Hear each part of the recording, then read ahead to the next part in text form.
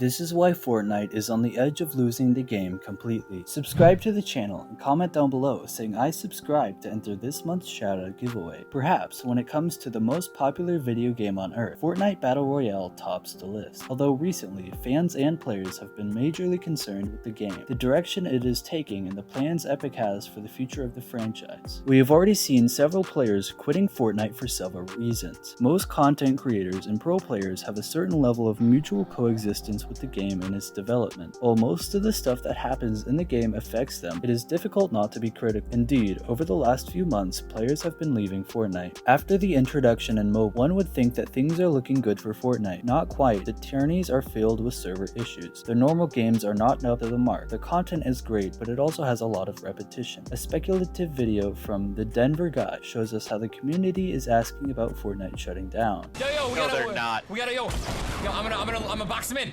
Are they? Yes.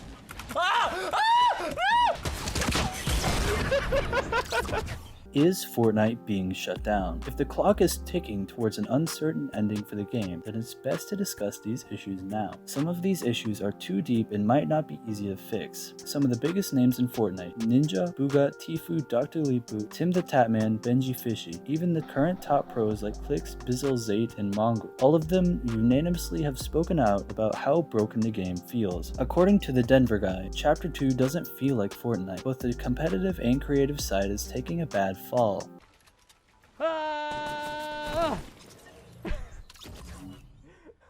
Overexposure and negative media. Sometimes, a game begins to fall flat when the novelty is worn off, and that might just be what is happening in Fortnite's case. The exponential rise was nice, but can that carry over into long-term playership? When a title is such a resounding success, it becomes a burden to the developers that must carry on their shoulders to maintain that level of quality over the time's career. The overexposure Fortnite has had may have shined a light on parts of the game that Epic Games weren't too happy about being given a platform. Fortnite is enjoyed by children and adults alike, but it came to the attention of mainstream media very suddenly, giving parents a voice. Most of these debates about if Fortnite is bad for kids are overwhelmingly against the game and its addictive nature. This amount of bad press front and center could lead some players to not bother with the game to begin with, or quit. Let's bring it back to the famous article that spurned about a whole generation of parents on to ban their children from playing Fortnite. The Mirror's article titled "Girl, 9 in Rehab for Fortnite Addiction After Becoming So Hooked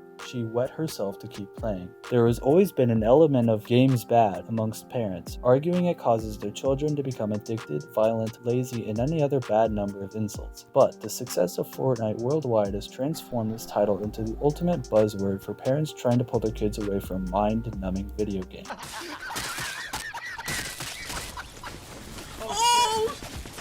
Epic Games have dropped the ball. Epic Games have tried and tested many different things when it comes to Fortnite, from an ever-changing weapon pool to new POIs, completely overhauling the map, and rotating game modes. The weapons in particular have always been a talking point. Anytime a weapon is added, removed, buffed, or nerfed, the fans have something to say about it. Failure to regulate the loot pool is one of Epic's biggest issues, adding broken or overpowered items such as the combat shotguns and grenade launchers. The biggest ball drop was the implementation of adding no patch notes to the updates, leaving players to figure out what had changed for themselves, or to leave it up to data miners. The additions of giant robots called Brute Mechs was hotly debated when it was first introduced in Season X, players complaining that they were ridiculously overpowered, a fair statement since they had 1000 XP. When they were nerfed and eventually removed, even pro players were glad to see them back. Like to our Oh God, I'm already northeast. taking shots. They're all north, they're about to kill us, dude. Oh shit. No, dude.